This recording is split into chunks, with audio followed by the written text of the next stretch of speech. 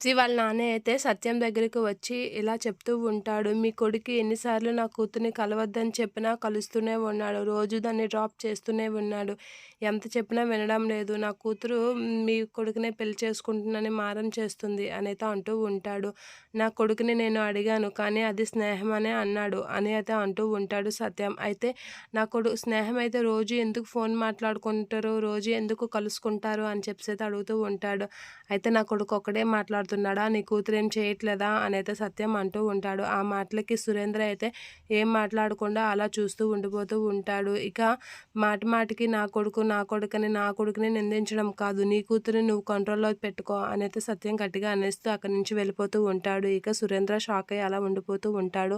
ఇక సత్యం అయితే బాలుతో ఇలా అంటూ ఉంటాడు. పెద్ద ముప్పే వచ్చి పడతదేమో అని భయమేస్తుందిరా. ఆ సురేంద్ర రవి విషయంలో చాలా భయపడుతున్నాడు. ఆ శృతి వాళ్ళ అమ్మాయిని ఎక్కడ లేవనెత్తుకెళ్ళిపోతాడేమోనని భయపడిపోతున్నాడు అనైతే అంటూ ఉంటాడు. "నువ్వు అలాంటివి టెన్షన్ ఏం పడకు నాన్న.